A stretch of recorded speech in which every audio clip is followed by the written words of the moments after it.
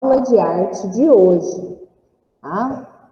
Nós falamos, né, nas últimas aulas a respeito de grafite, a última aula nós falamos sobre a WIT, hoje nós vamos falar aí um pouquinho sobre parede, o uso da parede como suporte, tá? Deixa eu só tirar aqui, peraí, que eu coloquei meu WhatsApp web para que vocês, para colocar, né, o link para vocês, mas aí agora eu vou tirar, porque senão fica dando notificação. Bom, então, então hoje nós vamos refletir aí sobre o uso da parede como suporte durante aí o período da história da arte, desde do primórdio, desde do início aí da evolução da humanidade. Bem, primeiramente, vamos falar o que é suporte. Então, suporte nada mais é do que o local sobre o qual eu faço a minha obra de arte. Então, vamos pensar aí, se eu vou fazer um desenho, qual vai ser o meu suporte? O local onde eu vou fazer esse desenho. Então, no caso do desenho, a lápis, por exemplo, o suporte mais comum é o papel. Então, o suporte é o papel porque é sobre o papel que eu vou fazer a minha obra de arte. No caso da pintura a óleo, a pintura a óleo, normalmente, ela é feita em telas de tecido. Então, se eu pergunto, qual é o suporte de uma pintura a óleo? É a tela. E no caso do grafite, então, o suporte seria a parede, seria o muro. Então, hoje nós vamos falar aí sobre o uso da parede como suporte no decorrer da história da arte. Mas até eu vou compartilhar, né, com vocês agora a parte do livro que fala sobre isso. Só que até eu compartilhar, né, até abrir aí o livro para vocês, eu quero fazer uma pergunta. Do ano passado, daqueles tipos de arte que vocês aprenderam, da história da arte, qual deles utilizava a parede como suporte? Alguém lembra? Lembrar, pode falar aí. E aí, meninos? Não deixem de participar, abram o microfone aí e fala, porque vocês sabem que a hora que eu estou apresentando, não dá para escrever no chat, porque aí eu não consigo ouvir. Então vamos. Que tipo de arte que vocês aprenderam sobre o ano passado tinha a parede como suporte? Lembra? Vocês aprenderam arte grega, vocês aprenderam arte egípcia, vocês aprenderam arte rupestre. Qual dessas eles utilizavam a parede como suporte? A rupestre? Abre aí e responde. Rupestre? Exato, a arte rupestre. E a arte rupestre, ela não é arte pré-histórica, não é? Sim. Se ela é arte pré-histórica, isso quer dizer que desde o início da humanidade, desde o começo, é que foi utilizado a parede como suporte, né? A parede das rochas como suporte. Ah, mas e a parede de locais construídos? Né?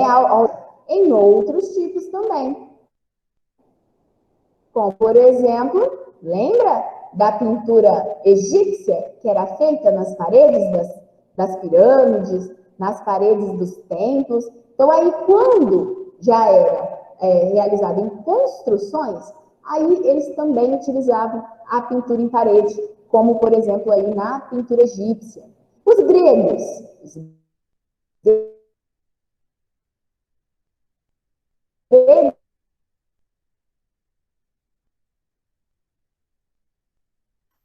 Ô, Gra, eu acho que a Heloísa deve estar pedindo A, participação. a pintura em parede? Sim ou não? Tinha Ô, pintura em Gra, paredes na arte grega também? Não apareceu para mim ainda. Apareceu agora. Vê se deu certo.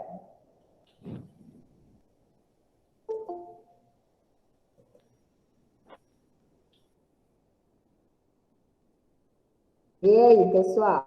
Deu certo agora, né? deu. É, tá demorando. Se mais alguém pedir, tá demorando para aparecer para mim. Mas assim que aparece, eu aceito sim. Bom, então vamos lá. Então, voltando aí a falar sobre a grega, a arte grega, né? A arte grega tinha pinturas em paredes também? E aí? Sim ou não?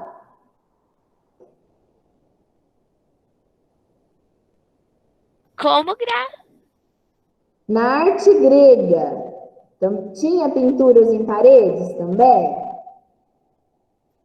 Tinha, né? Sim, tinha pintura em paredes também. O que que mudava? Mudava a técnica. Os gregos, eles aperfeiçoaram as técnicas, né? Porque lembra que eles buscavam a perfeição? Então, eles aperfeiçoaram diversas técnicas, né? Para conseguir realizar trabalhos cada vez mais perfeitos. Bom, agora eu vou ampliar aqui a página do livro para a gente poder falar aí um pouquinho mais a respeito aí do uso de paredes como suporte. Então, o uso de parede como suporte é quando eu faço a minha obra de arte diretamente na parede, não é? Assim como no grafite.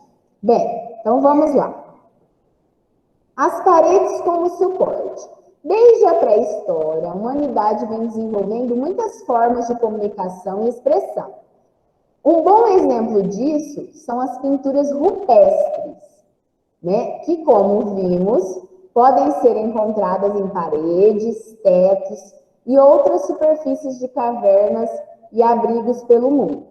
Assim, podemos dizer que a pintura nesses suportes é uma prática antiga, que foi utilizada por diferentes povos e culturas a fim de registrar as suas ideias. Apesar dos suportes serem os mesmos, foram desenvolvidos novos procedimentos artísticos. E aí nós vamos conhecer algum deles. Ou seja, desde a pré-história, o ser humano pinta nas paredes. Desde a pré-história. Fato. A arte rupestre teve pintura nas paredes, a arte egípcia teve pintura nas paredes, a arte grega teve pintura nas paredes, e até hoje, com o grafite, temos pinturas nas paredes. Porém, o que mudou? Técnicas. As técnicas utilizadas no decorrer dos anos, né, na evolução da humanidade, foram sendo desenvolvidas diversas técnicas de pintura em parede. Uma das técnicas de pintura em parede mais importantes é a técnica do afresco. Então, prestem bastante atenção.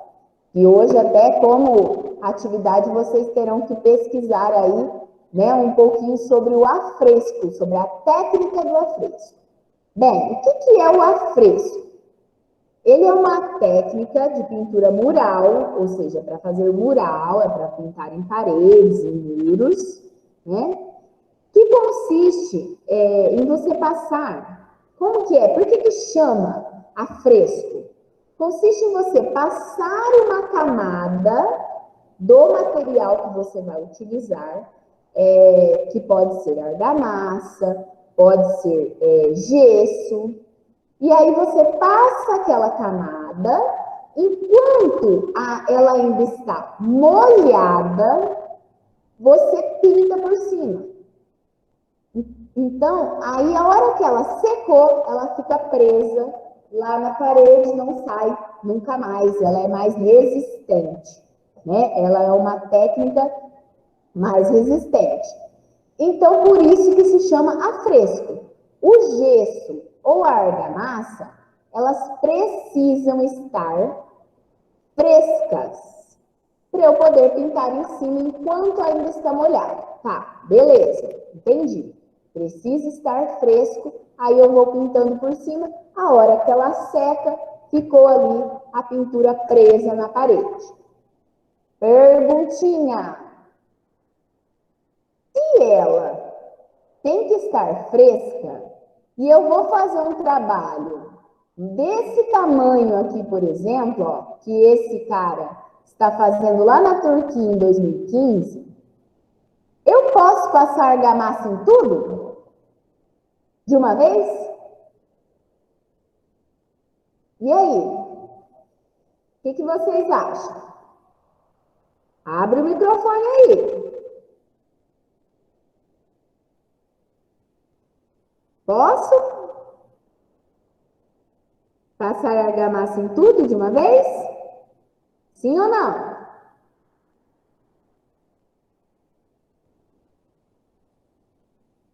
Meninos, tem que participar da aula, não é porque tá online que não vai participar, não. Vamos lá, eu vou até minimizar aqui. Cadê vocês? Como, Gra? Olha só.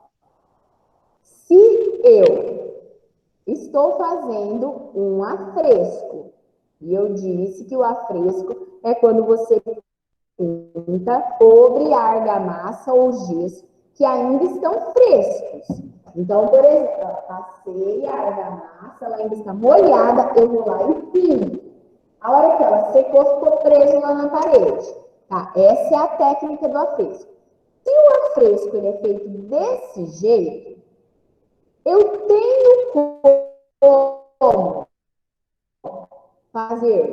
passar argamassa em tudo, no muro inteiro, de uma vez? E aí, pessoal?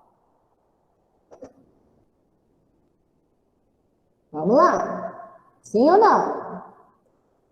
Eu posso passar no muro inteiro? A Sara falou que não. Agora que eu vi. Não, porque senão acho que vai secar.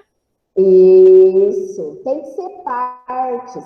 Sara, quando eu estiver apresentando, por favor, gente, não tenham vergonha. É importantíssima a participação de vocês. Quando eu estiver apresentando os slides, não falem pelo chat. Abram o microfone, tá bom? Bom, então olha só. Realmente, não tem como. Eu tenho que fazer praticamente como se fosse um quebra-cabeças. Eu faço um pedacinho, pinto. Aí eu faço outro pedacinho de argamassa, pinto. Isso facilita a minha pintura ou deixa ela mais difícil? E aí, pessoal? O que vocês acham? É mais fácil de fazer ou mais difícil? Se eu tenho que fazer pedacinho por pedacinho? Difícil. Mais difícil. Porque o que acontece? A gente não tem a noção. Você vai ali fazendo pedacinho por pedacinho e você só vai ter a noção de tudo a hora que você está já quase acabando. Contanto que agora eu vou mostrar para vocês, né? Um trabalho feito na Capela Sistina pelo Michelangelo, na época do Renascimento, em que se buscava a perfeição, né? Em que ele faz aí o teto inteiro da capela, né? Mas primeiro vamos finalizar aí a leitura dessa parte. Então, olha lá. Então, o afresco, ele é uma técnica de pintura mural realizada sobre uma base úmida de gesso ou de argamassa. Nessa base, geralmente é aplicada em muros, paredes e tetos. As pinturas são realizadas com pigmentos diluídos em água. Então, são sempre tintas à base d'água, que ao entrarem em contato com o suporte ainda fresco, penetra neles e quando secam, passam a integrá-los. É dessa prática de realizar pintura, ainda com base úmida, que nasceu o termo afresco. que deriva do italiano fresco, que tem o mesmo significado na língua portuguesa. Então, por isso que se chama fresco, porque é feito em cima do gesso fresco, sem secar, né? Não deixa o gesso secar. Aí embaixo. A arte de afresco é muito apreciada até hoje, mas poucos afrescos antigos resistiram ao tempo.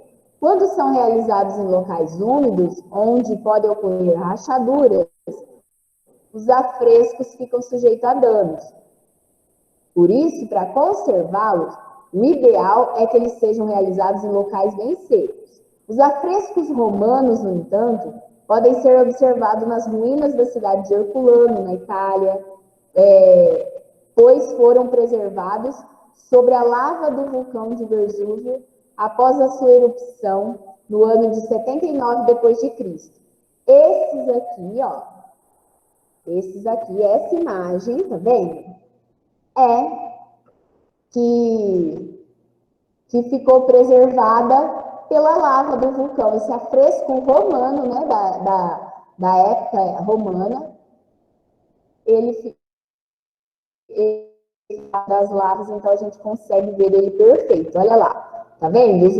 Os gregos criaram a técnica do afresco, os romanos continuaram, porque lembra que eu falei ano passado, que os romanos, quando eles invadem, né, a Grécia, eles copiam as formas, né, de fazer arte.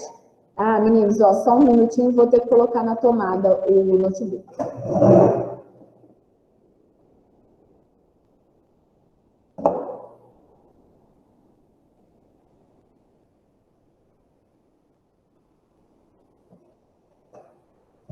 Pronto, então vamos lá.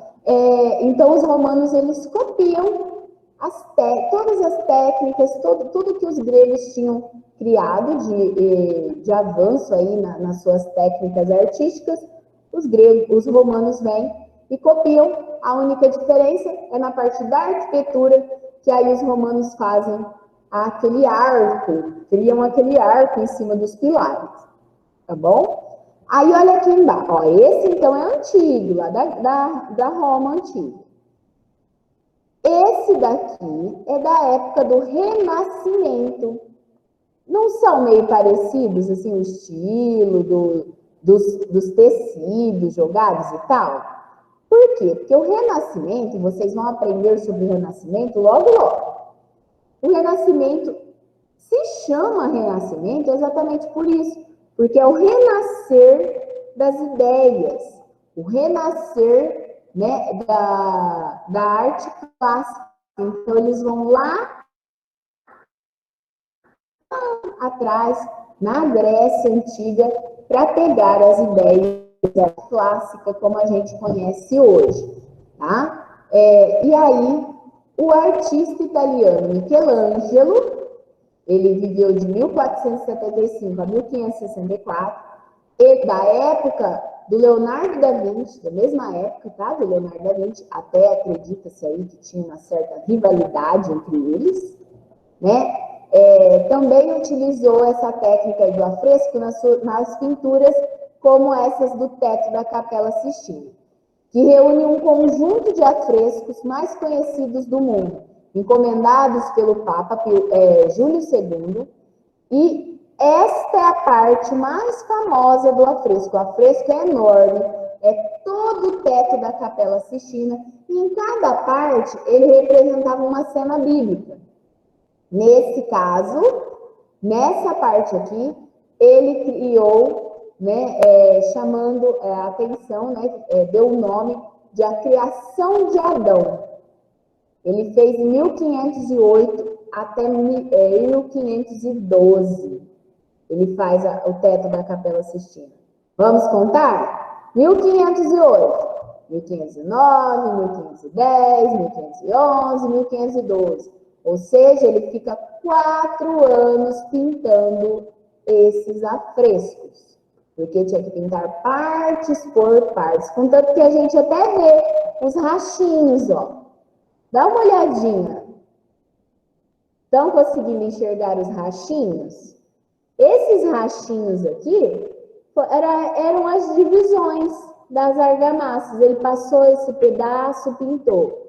Passou mais esse pedacinho, pintou. Passou esse outro pedaço, pintou. E assim por diante. Com o passar dos anos, acabou rachando as divisões, né? De um pedaço para o outro. Foi fácil pintar esse teto dessa Capela Sistina? Não, não foi nada fácil. O Michelangelo, a maior parte do tempo, ele tinha que ficar deitado nos andaimes, né? Ele fez andaimes em cima da capela, do teto, assim, na parte embaixo, né, do teto da Capela Sistina. Ele cria andaimes, e aí a maioria do tempo ele pintava deitado. E por muitas vezes, durante o dia, ele tinha que descer para olhar como é que estava ficando. Porque de lá de cima, deitado, ele não conseguia ver. Então, ele tinha que ficar fazendo todo esse trabalho de subir e descer, para pintar aí a Capela Sistina.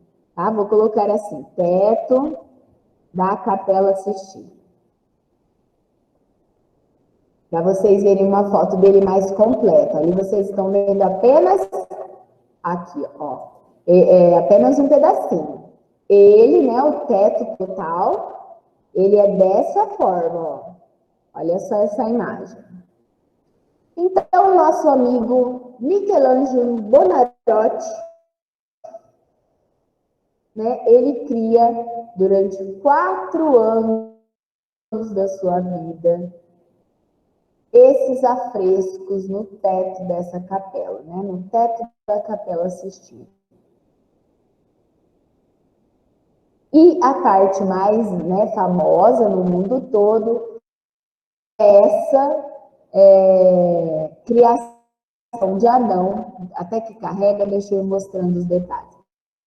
É a criação de Adão aqui, ó, em que esse carinha aqui seria o Adão, tá?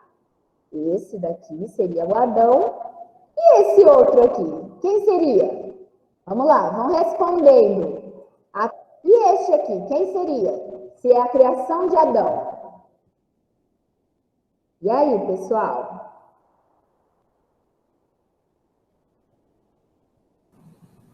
Seria Deus e Adão?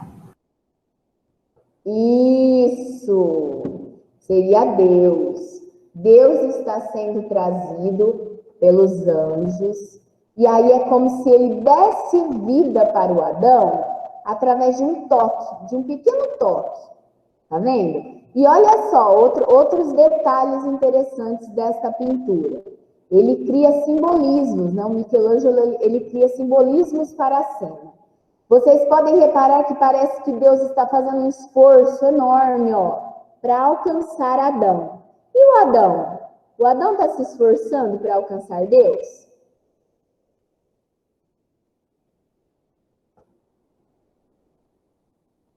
Olha lá, dedinho do Adão. Ele está se esforçando?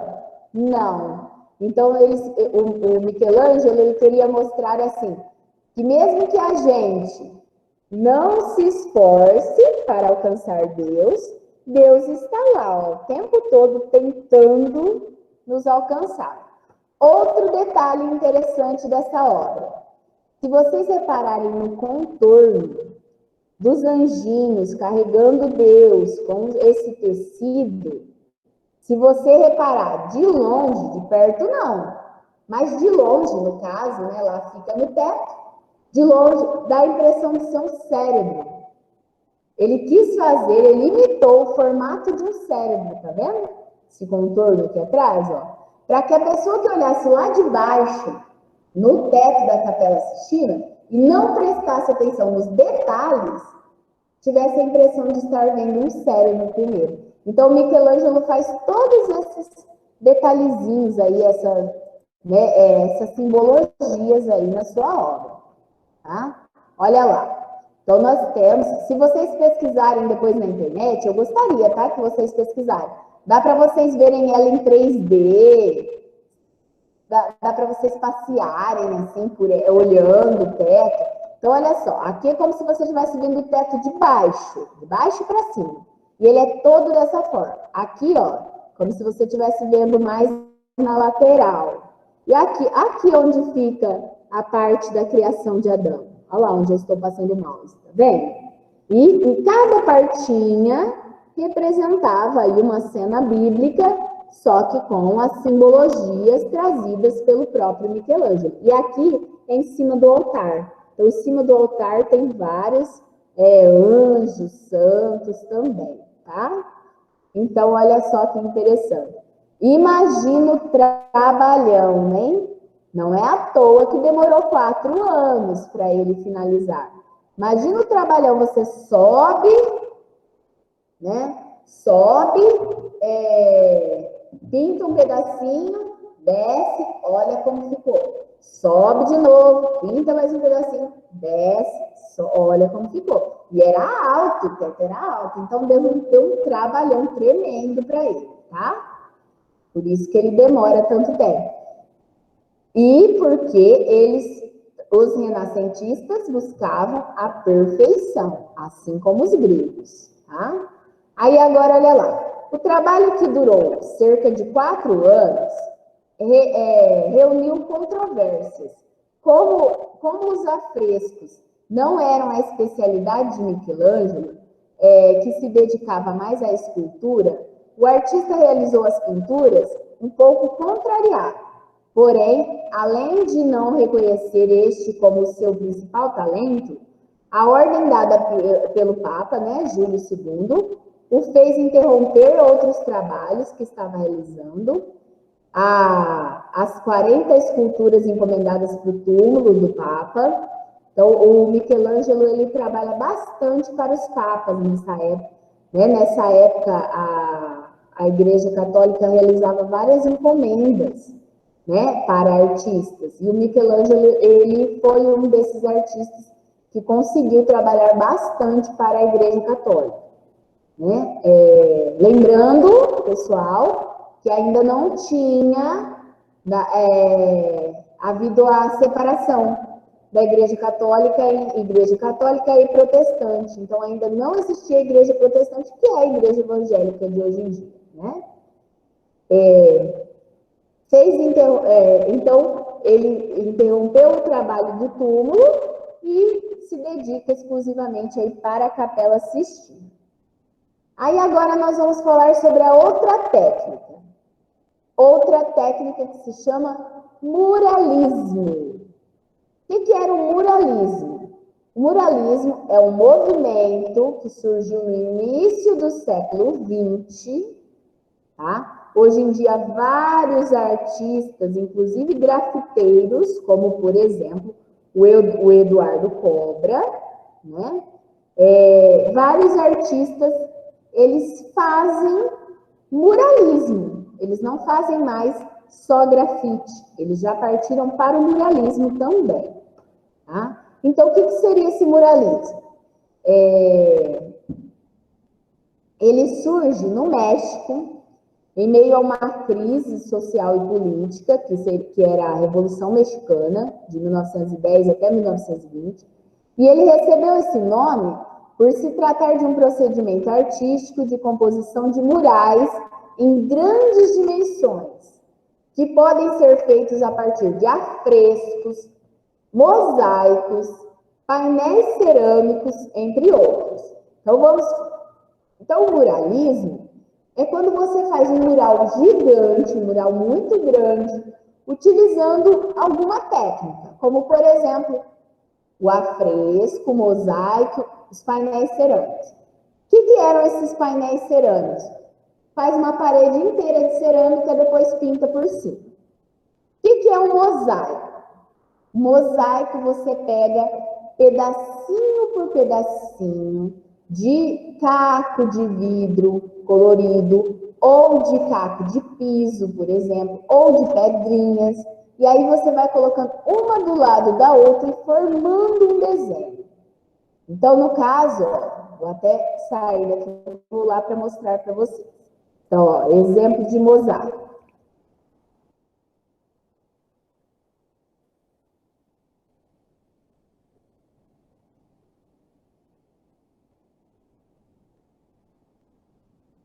Então, olha aqui, por exemplo, ó. esse golfinho. O golfinho é um desenho, só que ele é formado por pastilhas de vidro, aquelas pastilhas de piso, aquelas pequenininhas, quadradinhas. Então, ele é formado por pedacinho, né? Pedacinho por pedacinho, colocado um do lado do outro, e aí forma uma imagem, e isso, tá vendo? Ó, isso é uma técnica do mosaico. E painéis cerâmicos já é diferente, você já não vai fazer, né, com as pedrinhas, com os pedacinhos. Você vai colocar a cerâmica inteira ali e vai pintar. Vamos ver se vai aparecer. Eu não sei se vai aparecer, porque é perigoso aparecer só a cerâmica mesmo. Deixa eu ver quem pediu para entrar. A Júlia. Bom, então continuando.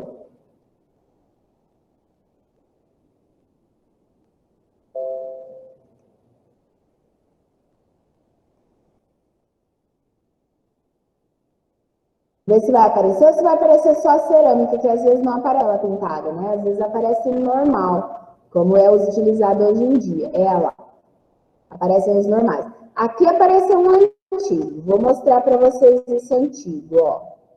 Ó, esse, por exemplo. Esse azul. Ele são cerâmicas, ó lá, colocadinhas uma do lado da outra, e aí o artista ia por cima pintando. Então, o artista pinta sobre os azulejos.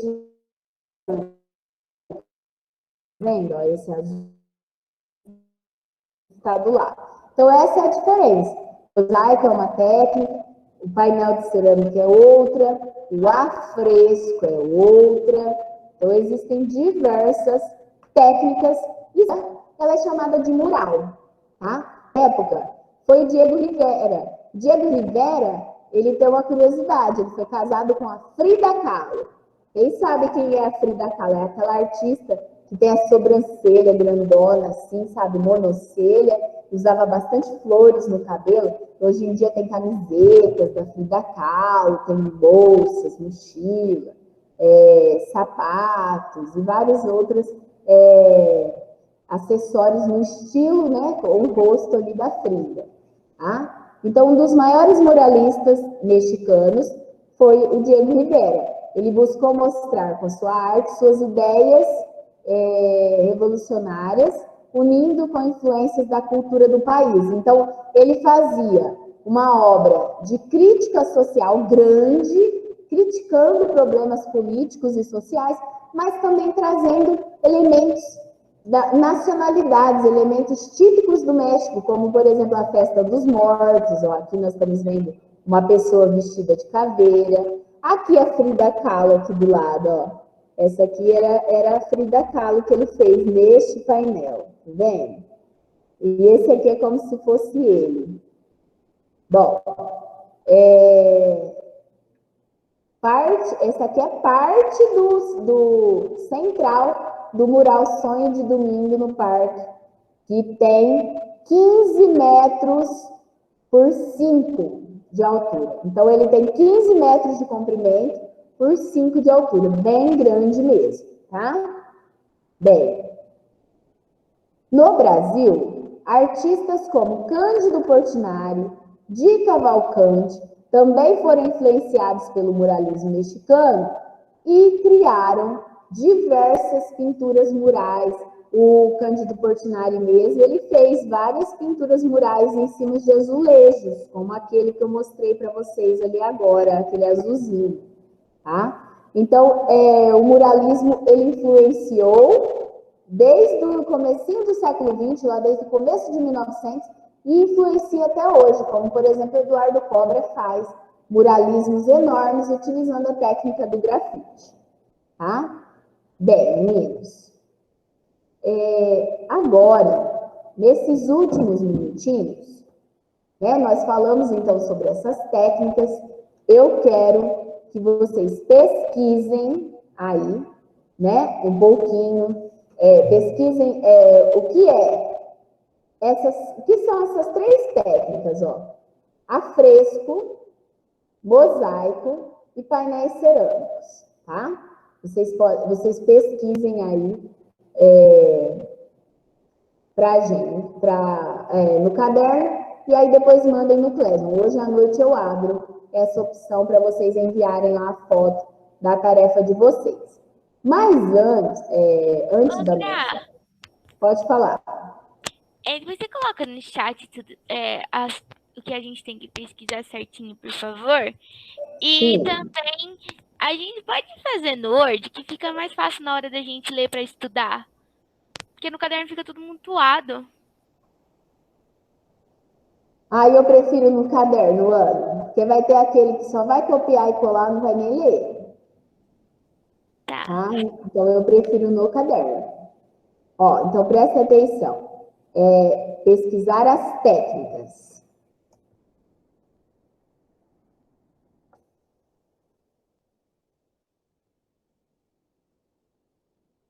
Afresco, mosaico. Então, pesquisar o que é, né? O que é um afresco, o que é um mosaico e painel cerâmico. Pronto. Já está aí no chat e aí eu coloco no Google Classroom. Bom, aí depois, no nosso livro, ele continua falando aí sobre as origens do grafite, né? Vocês já viram naqueles videozinhos que eu pedi para vocês assistirem, né? Por que é importante estar no Google Classroom? Porque é lá que eu dou videozinhos indicativos para vocês assistirem e complementar a nossa aula.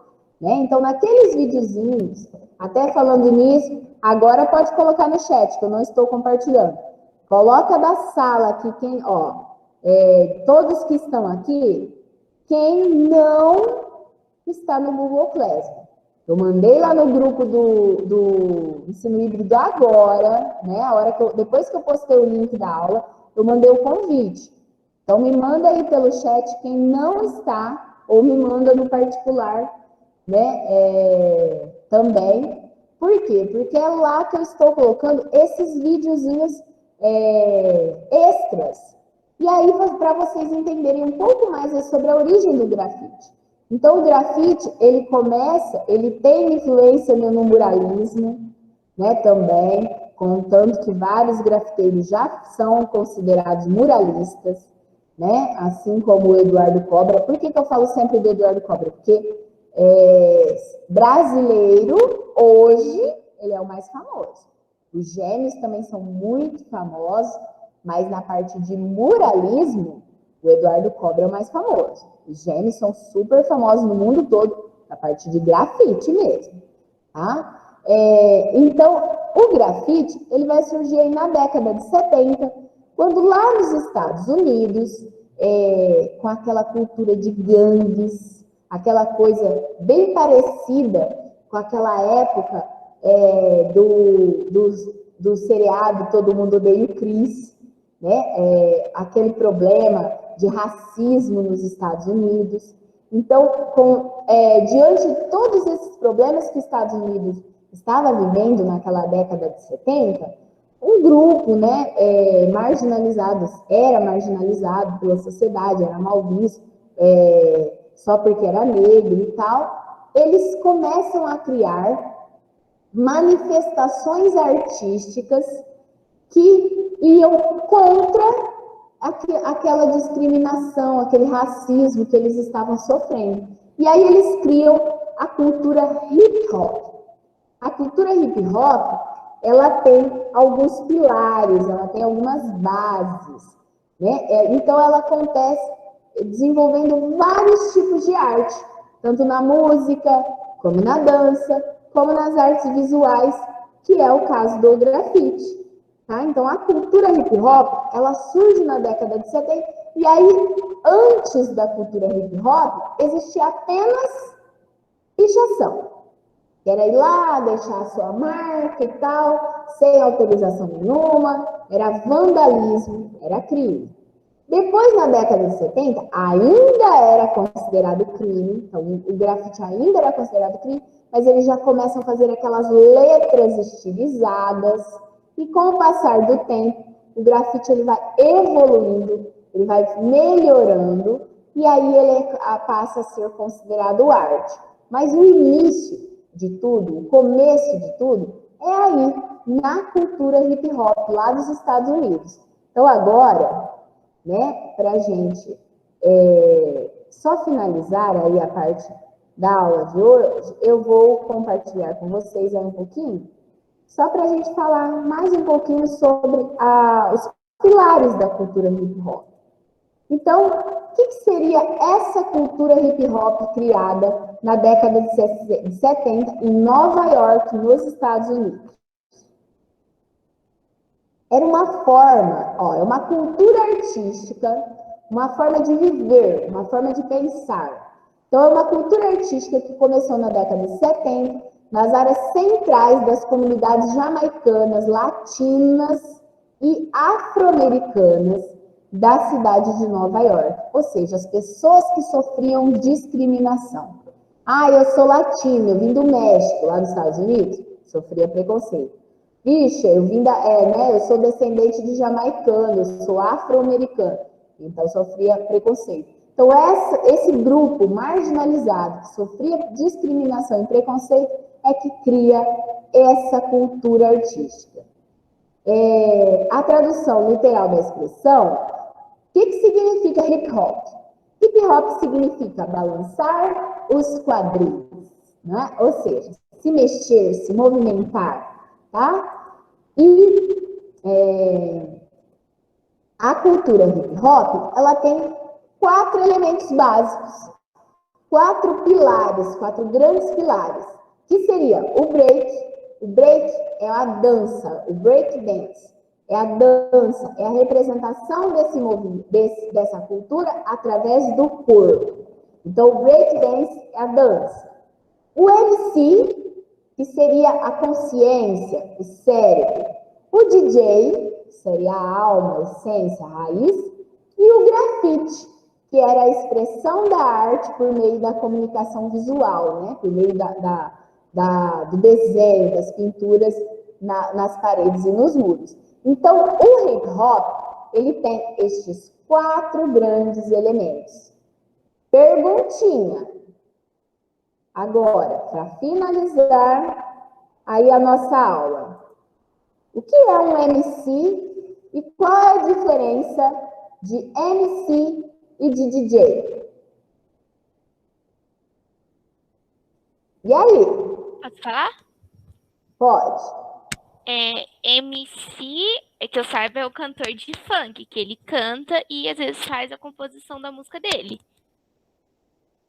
Uhum. E o DJ? E o DJ, ele também toca as músicas, só que ele tem as batidas e na maioria das vezes as músicas eles faz algumas trocas de batidas, só que às vezes usa a mesma música. Utilizando o quê? O que o DJ usa para fazer isso? Essas batidas e tal? Aquela mesa? A mesa lá.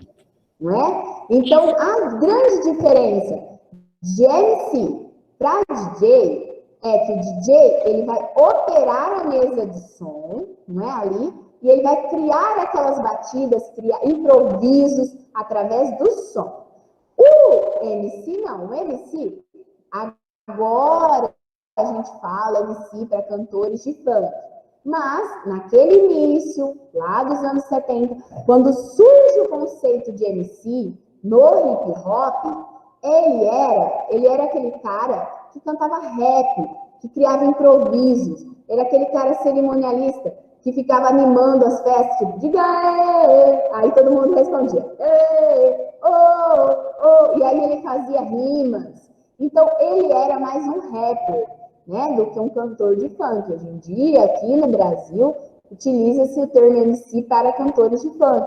Mas o termo raiz, aí, né, onde surge esse termo MC, é para esse cerimonialista. Ele não precisa precisava nem cantar, desde que ele fizesse improvisos, rimas e animasse o público, né? Então, essa era a função inicial do MC. Depois ele começou a cantar raps mais elaborados, e hoje em dia, né, no caso do Brasil, especificamente, é utilizado o termo para os cantores de funk, tá? Mas então, na base lá do hip hop, ele era aquele cerimonialista, aquele cara que fazia improvisos com o microfone, bom? Bom, meninos, é isso. A nossa aula vai ficar por aqui. Já vou interromper. E não deixem de entrar no Classroom, porque eu vou colocar videozinhos extras lá e as tarefinhas por lá. Bom?